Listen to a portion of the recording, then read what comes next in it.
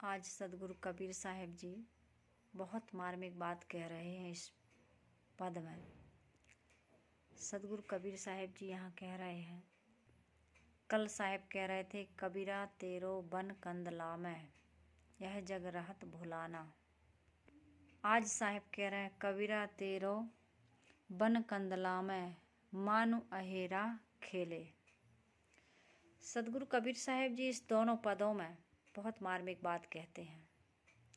सदगुरु कबीर साहिब जी के ऐसे पद हैं, उन पदों में जो शब्दों का साहिब ने प्रयोग किया है वे शब्द सहज में एक साधारण मनुष्य के समझ में नहीं आते हैं, लेकिन जब शब्दों के अर्थ लगाए जाते हैं और भाव को समझा जाता है और कोई मर्मी गुरु के द्वारा उसके भेद को अर्थात व्याख्या विस्तार सहित सुनी जाती है तो सदगुरु कबीर साहिब जी के सभी विचार अत्यंत मार्मिक और सारगर्भित जान पड़ते हैं। सदगुरु कबीर साहिब जी इस पद में बहुत सुंदर बात कह रहे हैं। सदगुरु कबीर साहिब जी कह रहे हैं कि मनुष्य के हृदय में मन ने बहुत बड़ा उत्पात मचा रखा है। एक योगी अपने मन को साध करके अनेक प्रकार की हठक्रियाँ करके किस प्रकार से अपने मन को शोध कर साध कर निर्मल पवित्र कर अपने बस में करता है और उस मन को बस में करके किस प्रकार से साधना और समाधि का लाभ लेता है, इस पद में बहुत सुंदर वर्णन किया गया है। लेकिन सदगुरु कबीर साहिब जी ने हठ साधना की थी। हठ साधना को सदगुरु कबीर साहिब जी ने अंत में जड़ भास अध्यास कहकर उसकी सारहीनता को समझकर उसको त्याग दिया और सहज समाधि को राजपथ एवं सहज मार्ग सुरक्षित मार्ग कहके उन्होंने अपनी सहज साधना पर बहुत बल दिया और उस साधना को करके अपने मन इंद्रियों को जीतकर अपने आत्मा में लीन होने का काम किया। और यही उपाय सदगुरु कबीर साहिब जीवन भर अपने श्रोताओं के बीच विस्तार से लोगों को बताते रहे, समझाते रहे, सिखाते रहे। साहिब का एक जगह पद भी है, सहज ध्यान रहो गुरु के वचन समाई हो। बहुत सुंदर ये पद है। हठ योग के बारे में विधि पूर्वक विस्तार पूर्वक किसी को जानना है तो कबीर पारक संस्थान इलाहाबाद से पुस्तकों को मंगा सकते हैं, जिसमें मुख्य तो है सदगुरु कबीर साहिब जी का बीजक ग्रंथ, इसकी टीका सदगुरु श्री अभिलाष साहिब जी द्वारा की गई है।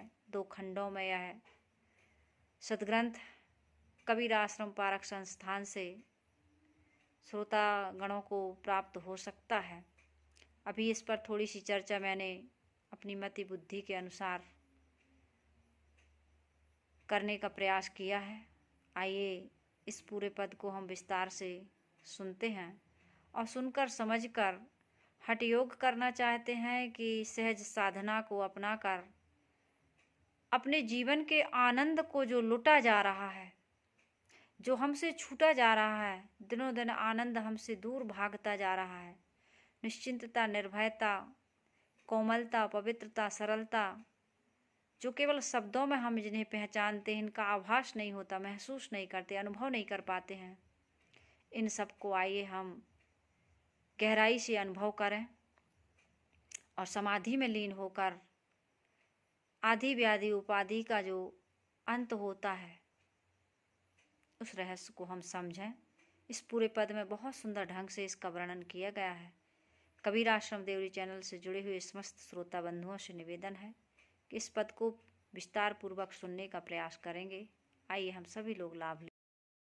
प्रातः स्मरणीय विश्ववंदनीय संतों के सम्राट सदगुरु कबीर साहिब जी के पावन चरण कमलों में जबारबंदी करते हुए मेरे मन मंदिर के आराध्य प्रातः स्मरणीय परम पूज्य गुरुदेव जी, अर्चनीय वंदनीय संत समाज, समस्त संत गुरुजनों के चरण कमलों में त्योहार बंदगी करते हुए कबीर आश्रम देवरी चैनल से जुड़े हुए समस्त श्रोता बंधुओं को, माताओं को, बहनों को, नन्हे मुन्ने प्यारे प्यारे बच्चों को एवं आदरणीय बुजुर्ग दादा दादियों को सुबह की हार्दिक शुभकामनाएं हैं।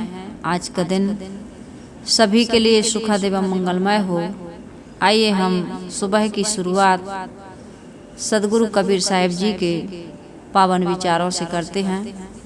आज सदगुरु कबीर साहिब जी हठयोग द्वारा षटचक्र वेधन का स्वरूप उसका दिग्दर्शन करा रहे हैं। कई जगह हठयोगियों पर साहिब ने अपने पद कहे हैं। आज का पद साहिब का बड़ा मार्मिक है। जो योग साधना करते हैं खास तो उनके लिए है। फिर भी योगी कैसी साधना करते हैं, उनकी योग साधना किस प्रकार से होती है, एक आम साधारण व्यक्ति को भी यदि जानना है तो इस पद को सुनेंगे। हम नहीं कर सकते फिर भी जान तो सकते हैं, समझ तो सकते हैं, सुन तो सकते हैं कि आखिर योगी अपनी साधना कैसे करते हैं। तो आइए हम सदगुरु कबीर साहिब जी का सभी लोग ये पद गा लेते हैं। इसके बाद इस पर थोड़ी थोड़ी चर्चा होगी।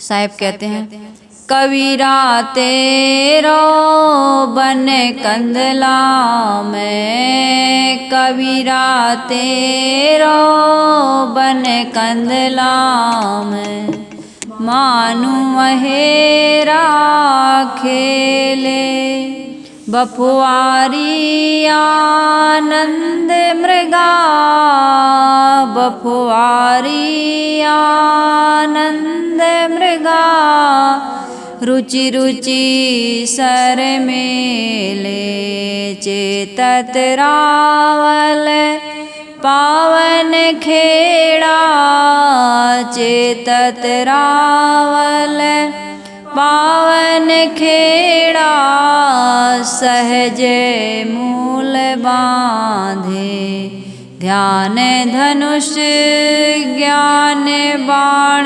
जोगेश्वर साधे, सट चक्र वेधी कमल बेधी, जय उजियारी कीन्हा, काम क्रोध लोभ मोह हाकी सावज दीन्हा, गगन मध्य रोकिन द्वारा, जहाँ दिवस नहीं राती, दास कबीरा जाए पहुँचे, जाए पहुँचे, बिछुरे संग और साथी, कबीरा तेरो बन कंदला में, कबीरा तेरो बन कंदला में। सदगुरु कबीर साहिब जी यहाँ क्या कह रहे हैं? कबीरा, कबीरा का अर्थ हम क्या बताए थे कल? लोगों के लिए है ना।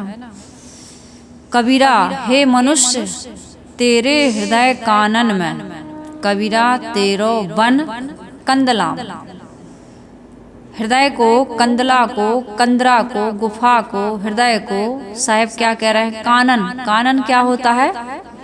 कानन यानी कान न समझ जाइएगा, कानन यानी जंगल होता है ना। सदगुरु कबीर साहिब जी यहाँ कह रहे हैं, मनुष्य तेरे हृदय कानन में मन शिकार खेल रहा है।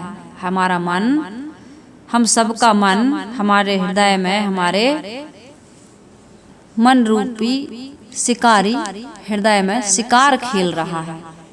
शरीर रूपी बाग में आनंद मृगा पर इच्छा अनुसार बाण चला रहा है।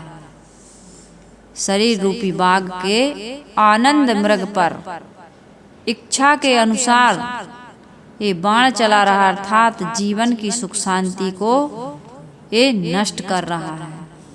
सदगुरु कबीर साहिब जी कह रहे हैं कि मन की घातक प्रवृत्ति तथा हठयोग की साधना द्वारा उसको मार कर। योगी लोग क्या करते हैं, साधारण लोग तो मन के हाथों में बिके हुए हैं और दुखी सुखी होते हैं, नाना प्रकार के कष्ट, नाना प्रकार के दुख, नाना प्रकार की प्रतिकूलताओं का सामना करते हैं। लेकिन जो योगी होते हैं, योग साधना करते हैं, हट करते हैं, साधक अपने मन को साधता है, योगी अपने अनुसार योग साधना करता है। सभी की साधनाएं अलग अलग ढंग से हो रही हैं। तो यहाँ योगी का वर्णन साहब कर रहे हैं। साहब यह कहते हैं कि मन जो है वो घातक प्रवृत्ति तथा हठ योग की साधना द्वारा उसको मारकर समाधि में पहुंचने का कितना सुंदर वर्णन इस शब्द में हुआ है, यह सोचते ही बनता है। सदगुरु कबीर साहब जी कह रहे, कबीरा तेरो वन कंदला में मानवा हेरा खेले। हे कबीरा, हे मानव, तेरे हृदय कंदरा में, हृदय कंदरा के वन में अर्थात तेरे हृदय कानन में मन निरंतर शिकार खेलता है। हृदय कानन में मन क्या कर रहा है, जंगल में शिकार खेलने जाते हैं लोग, तो यहाँ हृदय कानन, हृदय ही हमारा क्या है, कानन है, और इसमें मन निरंतर शिकार खेल रहा है। यहाँ मनुष्य के हृदय को वन और कंदरा दो रूपक से व्यक्त किया गया है। कंदरा शब्द में मनुष्य के मन की गहराई की व्यंजना है, गुफा, कंदरा गहराई की व्यंजना है। कंदरा शब्द में मनुष्य के मन की गहराई की व्यंजना, और वन शब्द में उसकी विशालता की। विशाल भी है और जटिल भी है। मनुष्य का हृदय बड़ा गहरा है, बड़ा विशाल है तथा बड़ा जटिल है। मनुष्य के हृदय रूपी इस बीहड़ वन में मन शिकारी निरंतर शिकार खेलता है। इसके शिकार का ये लक्ष्य बनाता है आनंद मृग। मन शिकारी के बाण से मनुष्य का आनंद मृग मारा जाता है। समझ में आई? मन शिकारी के बाण से मनुष्य का आनंद मृग मारा जाता है। बफवारी आनंद मृगा रुचि रुचि सर मेला। सदगुरु इस शरीर को एक बाग एवं फुलवारी के रूप में भी चित्रित करते हैं। हृदय कानन हो या शरीर बाग, हृदय कानन हो या शरीर बाग, अपनी रुचि के अनुसार मार मार कर छत विक्षत कर देता है। कौन? हमारा मन। हृदय में भी आग लगी है और शरीर भी इसकी दुर्दशा करा रहा है। मन नाना प्रकार के गंदे गंदे व्यसन करके, इतने सुंदर प्रकृति ने दांत दिए, आदमी इसको कैसे रचा लेता है? बीड़ी के धुआं से, सिगरेट के धुआं से, गुटखा पान तमाकू खा खा करके, शराब पी पी करके आंतों को गला लेता है, पशुओं का मांस खा खा करके पाप करता है, हिंसा हत्या। अपने मन को वो किस प्रकार से दुखी दूषित करता है। मन में भी तो हिंसा हत्या आ गई, पाप आ गया, व्यभिचार आ गया। मांस खाने वाला ऐसे ही मांस नहीं खाता, वो शराब भी पीता है। और शराब पीने वाले को एक शराबी ने मुझे बताया कि जब शराब पीते हैं तो मांस जो खाते हैं उनको मांस खाने की इच्छा होती है। ऐसा नहीं है कि सभी शराबी मांस ही खाते हैं। कितने शराबी केवल शराब पीते हैं, वो मांस नहीं खाते। लेकिन मदिरा का ऐसा स्वभाव है कि वो मांस खाने के लिए भी कहते हैं, जैसा पियो पानी वैसे बोलोगे बानी, जैसा खाओगे अन्न वैसा बनेगा मन। एक विकार से आदमी के जीवन में बहुत सारे विकार आ जाते हैं। वो एक कहानी है ना, कहते हैं लड़की देखने वाले लड़का देखने के लिए जाते हैं, लड़की वाले लड़का देखने जाते हैं, तो कहते हैं भाई तुम्हारे जीवन में कोई गंदी आदत, कोई भी ऐसी आदत हो तो बताओ। तो कोई क्यों बताएगा? तो उसने ऐसा सुनी थी मैं कभी इस कहानी को, कि उसने कहा कि हम कभी कभी प्याज खाते हैं, है ना, कहे कभी कभी प्याज, एक ही कमी है। उसने कहा मेरे जीवन में और कमी नहीं है। कहे क्या कमी भाई, वो भी बता दो। कभी कभी प्याज खाते। कहीं प्याज कब खाते हो? कहीं जब कभी शराब वराब पीते हैं तो जब हम प्याज खाते हैं। कैसे? प्याज तो कोई नहीं खाता, कहे मांस खाना पड़ता है ना, तो मांस तो ऐसे ही बनता नहीं बिना मिर्च मसाला के, उसमें हम प्याज खाते। अच्छा, कहीं मांस भी खाते? यहाँ रोज नहीं, कभी कभी जब हम शराब पीते हैं तो मांस खाते हैं। अच्छा, तो शराब भी पीते हो? कहीं हाँ, कभी कभी, रोज नहीं। शराब कब पीते हो भाई? कहीं जब कभी हम जुआ सट्टा खेलते हैं, हार जाते हैं तो फिर पी लेते हैं। तो कहे भाई अच्छा जुआ शराब जुआ भी खेलते हो, सट्टा भी खेलते हो? कहे रोज नहीं, कभी डाका वाका डाल दिए, चोरी ओरी कर लिए, पैसा आ गया तो फिर जुआ भी खेल लेते हैं। कहे बताओ, एक प्याज में कितना दोष। शराब भी पीते हो, मांस भी खाते हो, चोरी भी करते हो, व्यभिचार भी करते हो, सारे चीज हैं। तो एक दुर्गुण अनेक दुर्गुणों को ले आता है। और एक सद्गुण, आदमी कुछ ना करे, अच्छी संगत बस करे, एक ही सद्गुण, एक ही अच्छी आदत, एक स्वभाव बनाए कि वो कुछ समय सत्संग करे, अच्छे लोगों के साथ उठने बैठने लगे, तो वो एक अच्छी संगत आदमी के जीवन को बदल करके अच्छाई की ओर ले जाती है। क्योंकि अच्छे व्यक्ति के पास बैठोगे तो अच्छी चर्चा करेगा वो, और ऐसे अच्छे लोगों का जब अच्छा जीवन देखेंगे तो हमारा भी मन आकर्षित होगा, उस तरफ प्रेरित होगा। तो यहाँ पर साहब यही बता रहे हैं कि हमारा मन शिकारी के बाण से मनुष्य का आनंद मृग मारा जाता है। भैया मन ने शिकार किया, खाना पीना, अनेक प्रकार का नशा, अनेक प्रकार के व्यसन, अनेक प्रकार के दोष दुर्गुण, अनेक प्रकार की बुराइयां, ये आनंद को लूट लेते हैं, है ना। अभी आनंद से बैठे हैं बढ़िया कंबल साल ओढ़ के, और मान लो कोई विचार आ जाए तो हम यहाँ बैठ नहीं पाएंगे, सत्संग नहीं सुन पाएंगे, कोई ध्यान चिंतन साधना का काम नहीं कर पाएंगे, किसी के दुख सुख में हम शामिल शरीक नहीं होते, टाइम नहीं है हमारे पास, समय नहीं है हमारे पास। ऐसा होता है ना, अरे हमें मरने की फुर्सत नहीं है, ऐसा कहते हैं लोग। भले वहाँ शराब के ठेका पे जाके बैठ के पिए और लुढ़कत रहे, है ना, बिना मतलब की गपबाजी में इधर उधर घूमते फिरते रहे, लेकिन उनके पास कितने लोग कहते भैया सत्संग में आना, कहते टाइम नहीं, कहते क्या काम करते, काम कुछ नहीं है, काम ऐसे तो काम कुछ नहीं करते लेकिन टाइम नहीं। अब ऐसे लोगों के पास कहाँ टाइम रह सकता है बताइए। तो इस प्रकार से हमारा जो मन है वो आनंद मृगा को मार देता है। बचपन में आदमी के जीवन में कितना आनंद होता है, बड़ा होता है मन के उसमें आ जाता है बहकावे में, धीरे धीरे मन बड़ा होता है ना आदमी, तो धीरे धीरे मन संसार की ओर आकर्षित होता जाता है। छोटा सा बच्चा है, कभी खिलौने के लिए, कभी खाने पीने के लिए, कभी कुछ और के लिए, जैसे जैसे बड़ा होता है उसका मन भी ज्यादा बड़ा होता है ना, ज्यादा देखता सुनता है तो ज्यादा सोचने लगता है, ज्यादा इच्छाएं करने लगता है। तो हृदय कानन हो या शरीर बाग हो, सार तात्पर्य तो यह है कि मनुष्य जीवन के आनंद मृग को मन शिकारी अपनी रुचि के अनुसार मार मार कर छत विक्षत कर रहा है। मन मार मार के छत विक्षत कर रहा है। हम इसको और सरल ढंग से यदि कहें तो यह कहना होगा कि अविवेकी मन हर समय इस ढंग से सोचता है जिससे जीवन का आनंद, जीवन का सुख खो जाता है, कमी लगी रहती है आदमी को।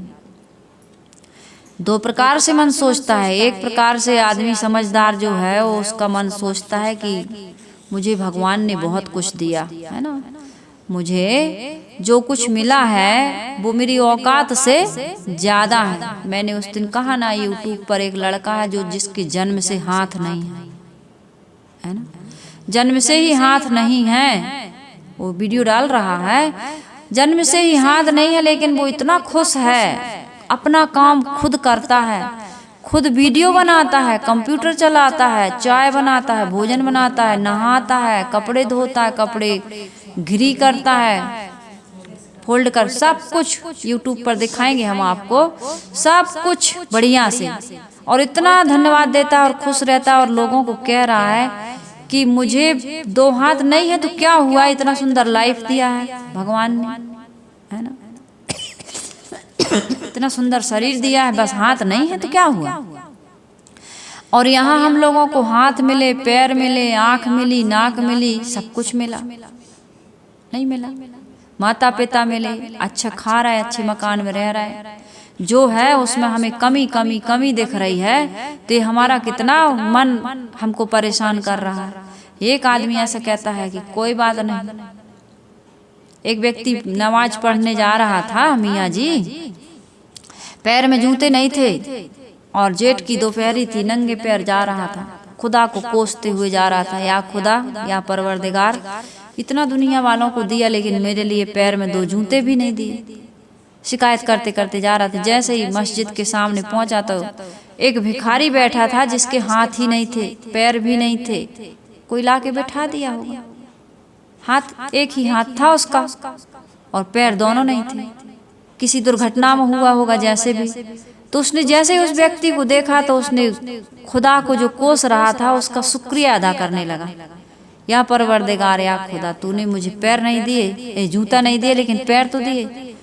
इस व्यक्ति को तो पैर भी नहीं है, एक हाथ भी नहीं है, फिर भी वो आपकी इबादत कर रहा है और लोगों से भीख मांग के अपना जीवन चल रहा है। इससे तो मैं अच्छा हूँ।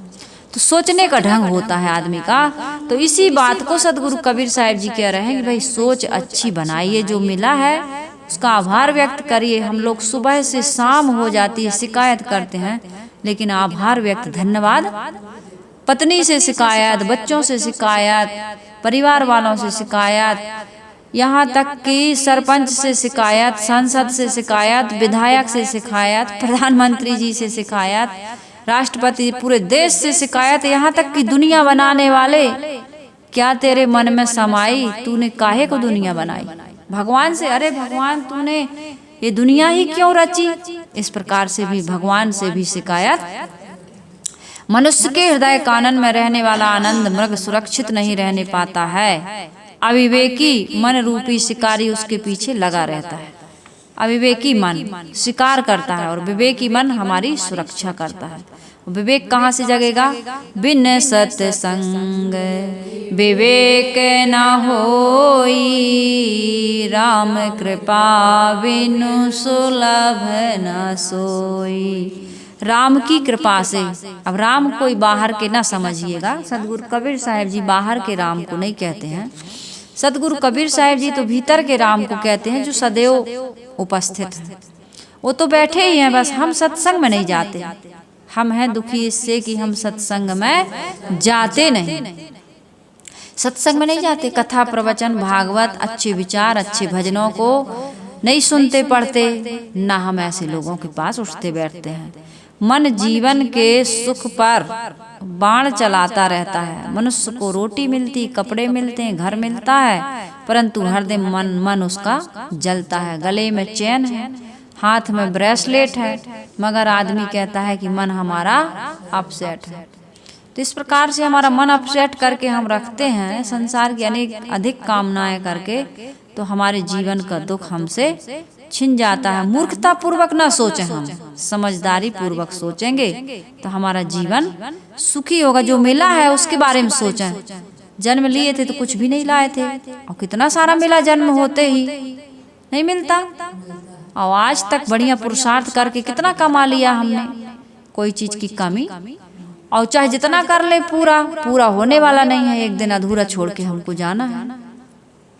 कल मैंने इस पर बहुत विस्तार से चर्चा की है। हमारे पास जो है हमें उसमें संतुष्ट रहने की आवश्यकता है। अभाव का अनुभव ना करें। उनकी आकांक्षा एवं कल्पना को लेकर जो हम जलते हैं, ये इस चीज का भाव, इस चीज का भाव है। संसार में साथी बना के चलना पड़ता है ना। साथियों की अपनी रुचियां होती हैं, अपना स्वभाव होता है, संस्कार होता है, सोचने का तरीका होता है। उसमें हमें क्या करना है? मनोवैज्ञानिक अध्ययन करके, दूसरे के मन का अध्ययन करके, विनम्रता पूर्वक सामंजस्य स्थापित करके, तालमेल बैठा करके उनके साथ सुंदर व्यवहार करते हुए जीवन जीने की कला सीखनी चाहिए, है ना। सबके साथ बूढ़ों को, ऐसा कहते हैं लोग कि बूढ़ों को मीठा बोलना शुरू कर देना चाहिए, कम बोलना शुरू कर देना चाहिए, और परिवार वालों की प्रशंसा करना शुरू कर देना चाहिए। तो कैसे कर दोगे? उनमें नुक्ताचीनी ना करें, रोक छेड़ ना करें। तो ये जवानी से अभ्यास बनाओगे तब तो बुढ़ापे में होने वाला, बुढ़ापे की कई सावधानियां बताई जा रही हैं। मौना, कोना, अलोना, मौन रहो, एक कोने में मतलब अपने काम से काम रखो, और जैसा मिले वैसा खा लो। जवानी से जब कम खाओगे और जो मिलेगा उसी में संतुष्ट रहोगे, बहू से ये भी नहीं पूछोगे कि आज क्या बना रही हो, तब बुढ़ापे में जो मिलेगा वो खा लोगे। अभी से अभ्यास बनाना पड़ेगा ना, तैयारी तो पहले से करनी पड़ती है, एकदम से कोई काम नहीं होता है, तो अभी से करना है हम सबको। बुढ़ापे में अचानक से नहीं होगा। परिवार के जितने लोग हैं, जब महाराज श्री कृष्ण दुखी हुए अपने ग्रह क्लेश से, तो नारद जी ने यही कहा था कि हे महाराज श्री कृष्ण, आप परिवार वालों का मन देखकर काम लो, धन का उचित बंटवारा करो। 2-4 बच्चे हैं तो ये नहीं कि किसी को ज्यादा किसी को कम चाहे, सम व्यवहार रखिए, ये भी है। और मीठी वाणी का उपयोग करिए, तभी हमारी आपकी सबकी सेवा होगी, तभी हम इस समाज में रह पाएंगे। तो विषयों की इच्छा ऐसी आग है जो भोग रूपी आहुति पाकर के प्रज्वलित होती है, इसलिए ज्यादा भोगी मत बनिए। खाते खाते खाने से ज्यादा रोग पैदा होता है, मतलब ज्यादा मत खाओ, थोड़ा थोड़ा खाओ, मरो ना मुटाओ, ये मंत्र है कि थोड़ा थोड़ा खाओ। तीनों मीटिंग में थोड़ा थोड़ा हम खा सकें, पानी पीने की जगह हो, सांस लेने की जगह हो। हर आदमी पेटू है ना। मैं जो बता रही हूँ कि ये चीजें गुरुदेव जी हमेशा बताया करते थे, कई बार मुझसे भी असावधानी होती है, इसलिए ये अनुभव। हमें नहीं करें कि आप लोग पेटू, हम सब की ये कमजोरी है। और इस कमजोरी को साहब कहते हैं ना कि कम खाएं गम खाएं, तो ये कम खाना गम खाना, जो कम खाता वो गम भी खाता है। अब कम खाने की आदत नहीं, गम खाने की आदत नहीं, सहने की आदत नहीं, त्याग तपस्या नहीं, धन्यवाद देने का स्वभाव नहीं, लोगों को सहने की आदत नहीं है, तो हमारा मन कभी हमें सुख से नहीं रहने देता है। इसलिए साहब कह रहे हैं विषय शक्ति बस हम इस तत्व को नहीं समझ पाते हैं और विषयों में अपने पतन करते रहते हैं, दीप पतंगे वत उनमें जलते रहते हैं। अज्ञान और विषय शक्ति के कारण मन के सोचने का तरीका बहुत खराब हो गया है। किस कारण से? कौन से 2 कारण बताए? नहीं सुन पाए ना कोई। किस कारण से? हमारा अज्ञान। दूसरा कारण हमारी विषयों की आसक्ति। ये अज्ञान है, हमें ये ज्ञान नहीं है कि कम खाने से हमारा स्वास्थ्य अच्छा रहता है, कम सोचने से, कम व्यवहार लेने से, कम बातचीत करने से, हर चीज में कमी रहनी चाहिए। अति का भला ना बोलना, अति की भली न चूप, अति क्या भला न वर्षना, और अति की भली ना धूप, अति सर्वत्र वर्जते। अति ना कर, अति कभी ना करना प्यारे, वरना इति तेरी हो जाएगी। तो इसलिए भाई हमको 2 चीजों का ध्यान रखना है। एक तो अज्ञान को नाश करना है, अज्ञान मतलब समझ नहीं है ना, कि अधिक नहीं हो। कोई भी संबंध खराब कब होता है? जब उसमें अधिकता हो जाती है।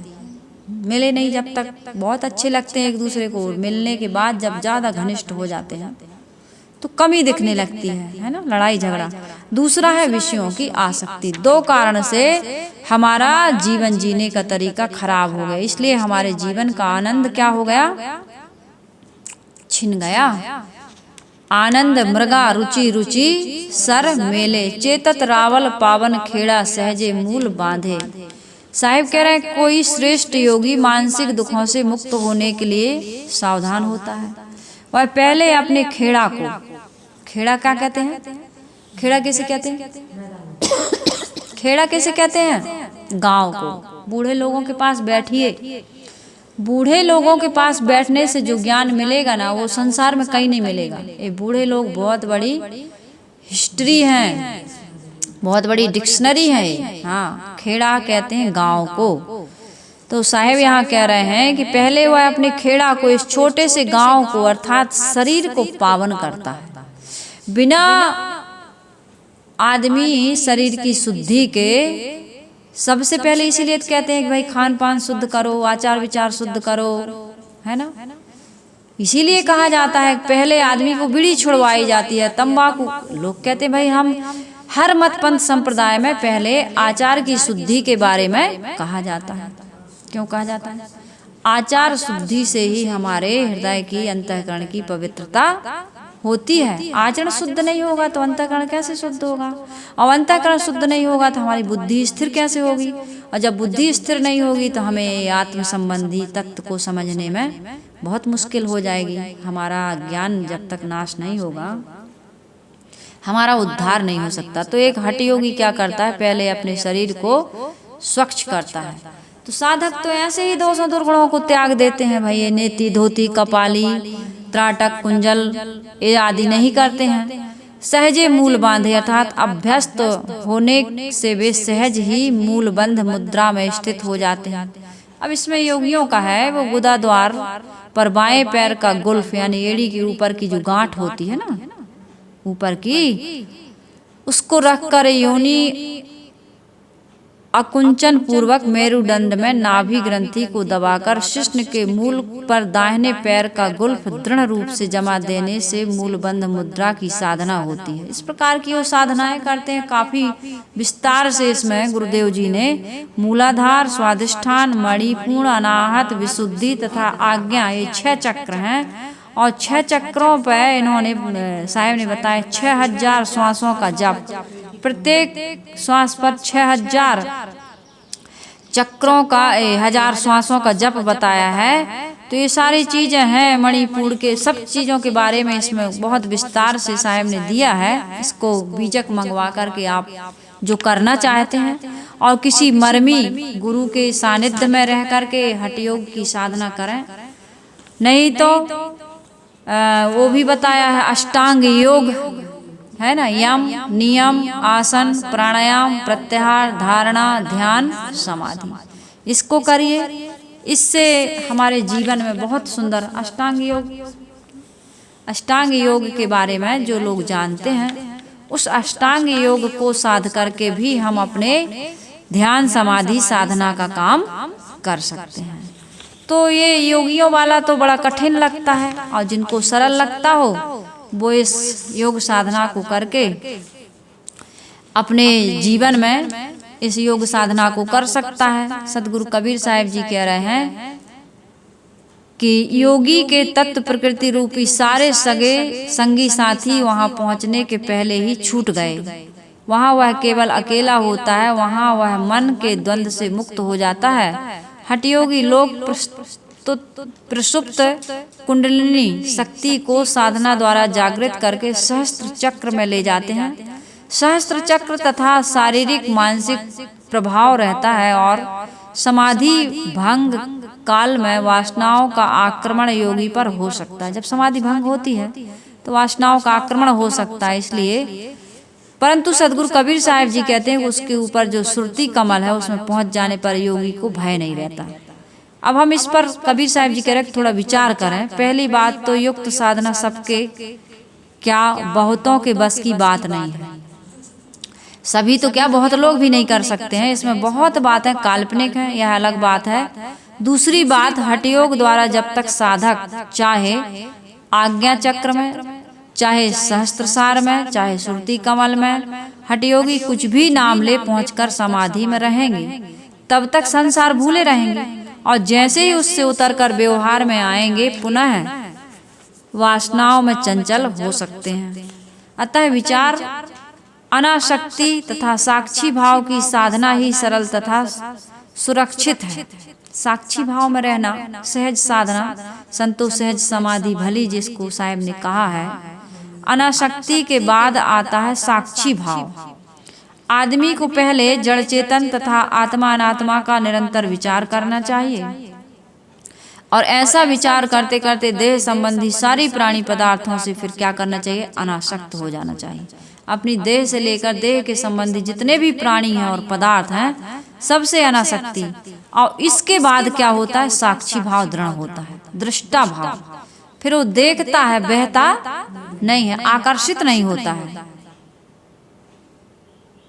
जैसे एक वृक्ष पर 2 पक्षी बैठे हैं, है ना, 2 सुपर्णा स्वजाति वाला बताते हैं ना मंत्र, कि एक खाता है फलों का आस्वादन करता है और एक केवल साक्षी बनकर दृष्टा बनकर केवल देखता है।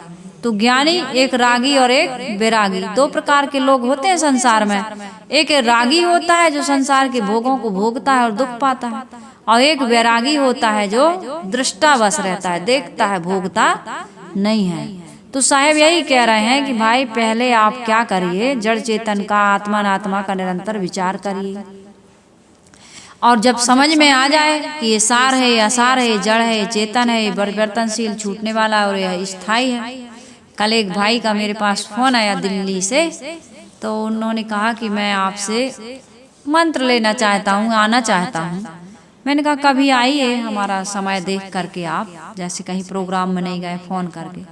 कहा कि बड़ा खुश हुआ और कहा कि आप जो मंत्र बताते हैं वो गा के बता रहा था, अजर हम अमर हम अखंडम अनुपम अहम शुद्ध चैतन्य ज्ञान स्वरूपम। हमने ये मंत्र याद कर लिया है और हम इस मंत्र को जपते हैं। हमने कहा बहुत अच्छा, बहुत बढ़िया है, आप इस मंत्र को जपते रहिए, इस भाव को दृढ़ करिए। तो ये भाव जब आ जाता है, बच्चे नहीं है ना, उसके बच्चे नहीं है। हमने कहा बहुत अच्छा।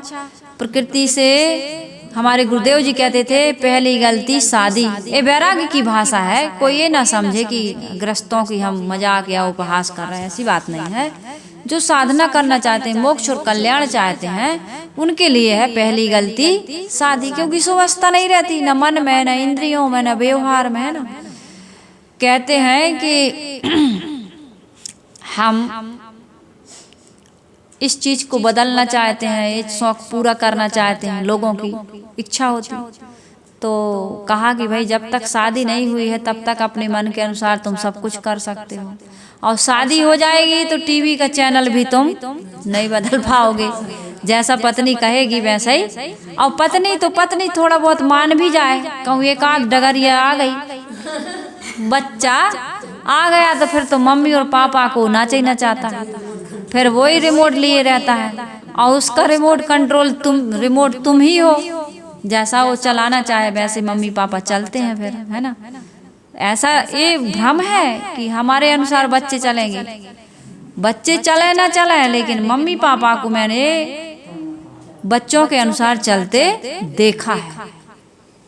वो समय रहा होगा कभी जब बच्चे माता पिता के अनुसार चलते थे, लेकिन आज तो बच्चों के अनुसार ऐसा कानून भी बन गया है ना, अपने अनुसार से विवाह भी करते हैं। बताइए, इतना होशियार हो गए हैं बच्चे कि अपनी इच्छा से कोर्ट मैरिज हो जाती है आजकल, तो नहीं तो अब ऐसे ही कर लिए तो तुम रोक नहीं सकते हो। ये सब चीजें बहुत, तो आदमी बड़ा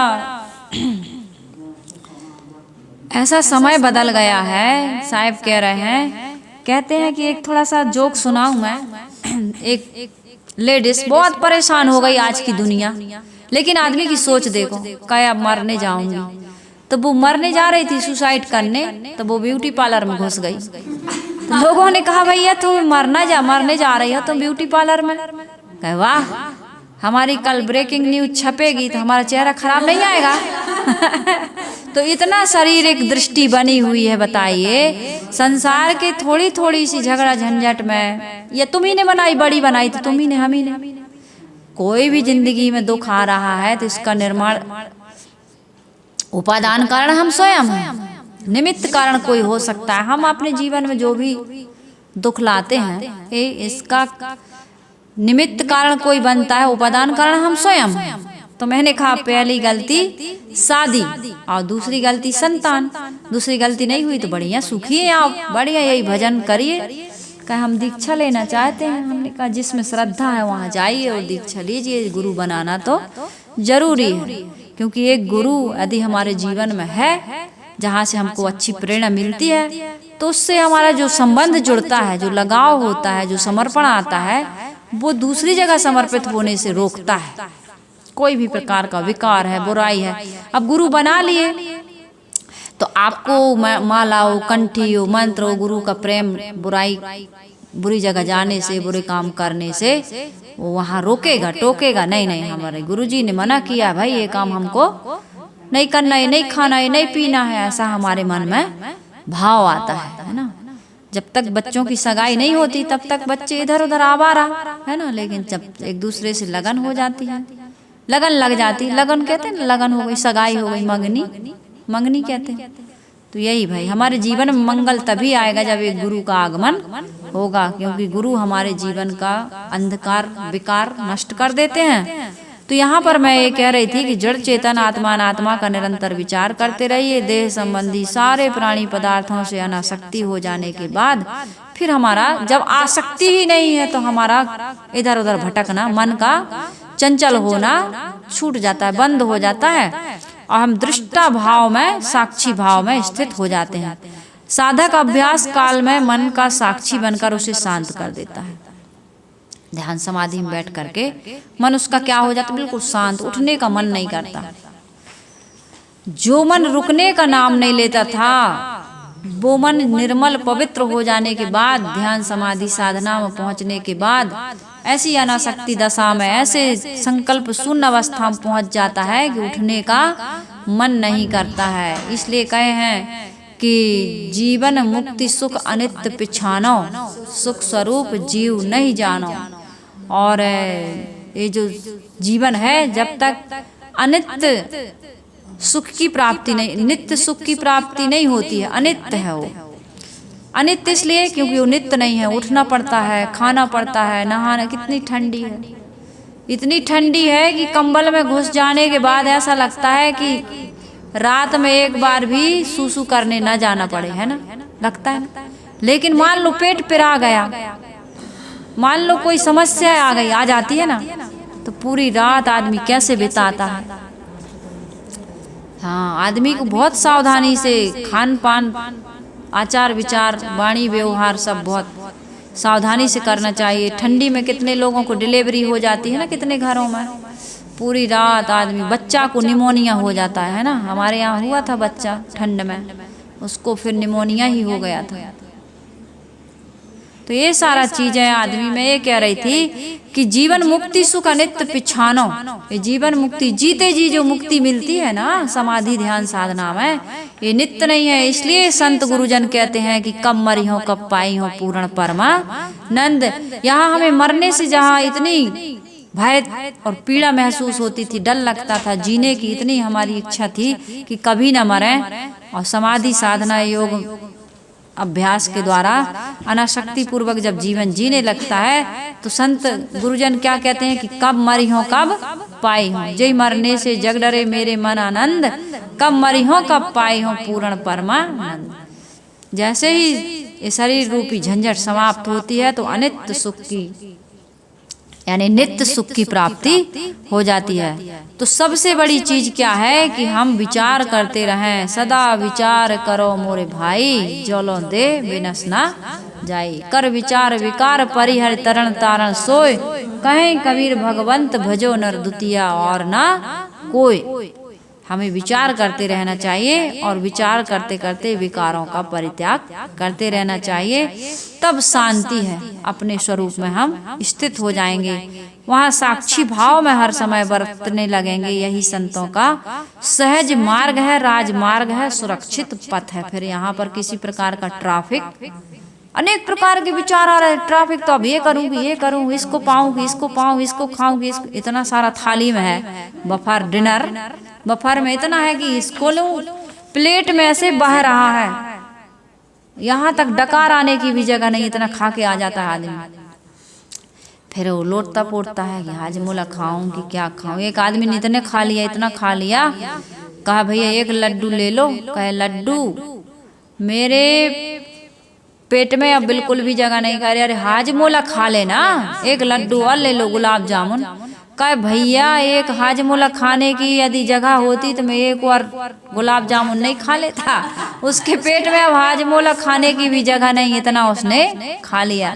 कहे दो लोग आओ भाई मुझे उठाओ। आप उठाए दो लोग पकड़ के, कहे मेरी चप्पल कहाँ है, मुझे चप्पल भी दिखाई नहीं दे रही थी। ऐसे ऐसे होते हैं सचमुच में, है ना।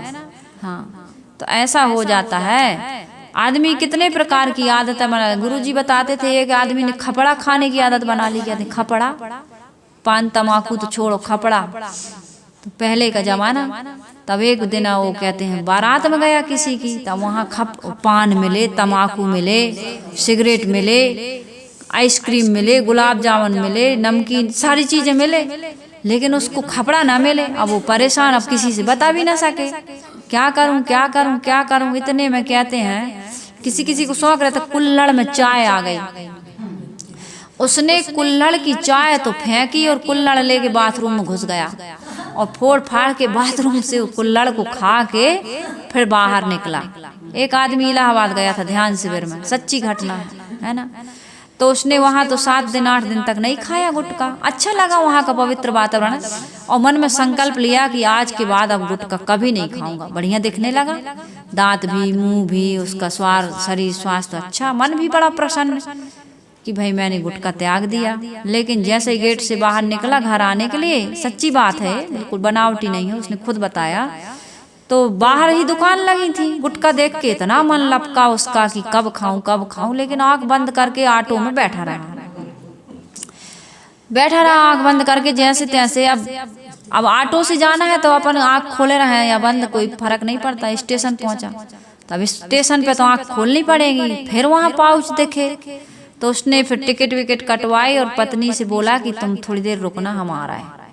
तो वहां गया तो कहते हैं 2 पाउच एक साथ खाया और पूरा जेब भर लिया पाउचों से, और 2-3 घूंट पी गया, गुटक गया। तब शांति आई। कहता साहब मैं ऐसा भागा पाउच लेने के लिए, गुटखा लेने, पागल कुत्ते के जैसा, खुद कह रहा था, मुझसे बताया। हाँ, इस तरह से आदत आसक्ति होती है। आदमी इतना मजबूर और बेबस लाचार हो जाता है कि आदमी फिर हो हजूर में ठाड़ कहा तो ये सारी चीजें भूल जाता है। तुम ही माल, इसलिए तो कहते हैं भगवान तुम ही हो भगवान, हम तो कुछ नहीं कर सकते। आदत इतनी आदमी ने बिगाड़ ली है कि उसको ये लगता ही नहीं कि हम कुछ कर सकते हैं। तो साहिब कह रहे हैं विवेक की सारी आसक्ति तथा संकल्पों को छोड़कर अपने चेतन स्वरूप में लीन होता है जो अपनी आत्मा है। कबीर साहिब जी ने पहले हठ योग साधना की थी, इसलिए वे उस जगह जगह पर प्रकाश डालते हैं, परंतु वे सावधान करते हैं कि योगियों के नगर बसो मति कोई, और जो रे बसे सो योगिया होई। वे अपना पथ स्वरूप विचार एवं स्वरूप स्थिति ही बताते हैं। इसलिए हम सबको हठ योग यदि जो कर सकते हैं वो करें, उसके लिए कोई खंडन नहीं है। लेकिन यही है कि सत्संग करें, सहज मार्ग जो है, राजमार्ग जो है, सुख का पथ, सरल पथ जो है,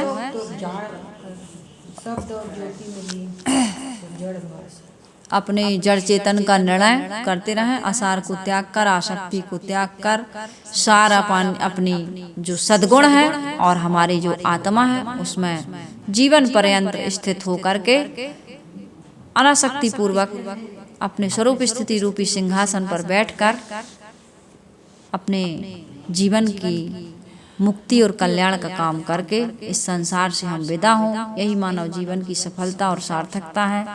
यही कबीर आश्रम देवरी चैनल चाहता है कि हम सबका कल्याण हो, उद्धार हो। मानव जीवन जो मिला है इसको हम सुख शांति पूर्वक, प्रसन्नता पूर्वक, प्रेम पूर्वक स्वयं जिएं और दूसरों को जीने में सहयोग करें। तो सदगुरु कबीर साहिब जी का यह पद मैंने आप सबके बीच रखने का प्रयास किया। आइए हम सभी लोग मिलकर के गुरु वंदना कर लेते हैं। वंदन है गुरुदेव तुमको, वंदन है गुरुदेव, वंदन है गुरुदेव तुमको, वंदन है गुरुदेव।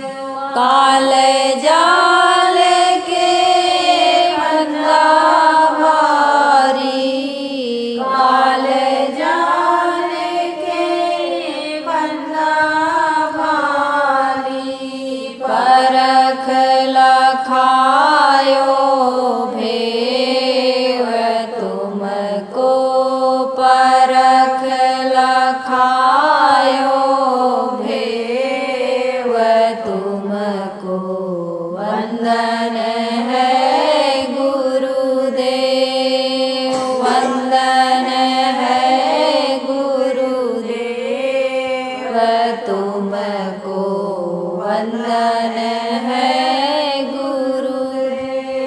वेद शास्त्र सब खोजत हारे, वेद शास्त्र सब खोजत हारे, मर्म न जानत केव तुमको, मर्म न जानत केव तुमको।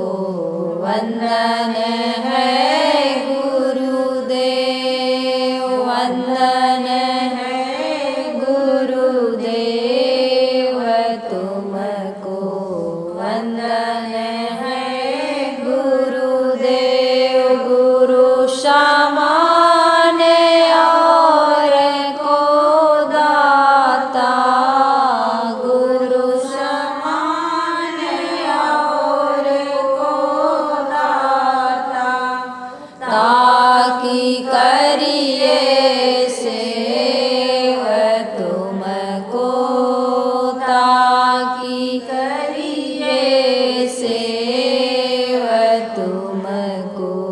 वंदन है गुरुदेव, वंदन है गुरुदेव तुमको, वंदन है गुरुदेव। साहिब कबीर अभय पद दाता, साहिब कबीर अभय पद दाता, पूरण परख समेव तुमको, पूरण परख समेव तुमको। वंदन है गुरुदेव, वंदन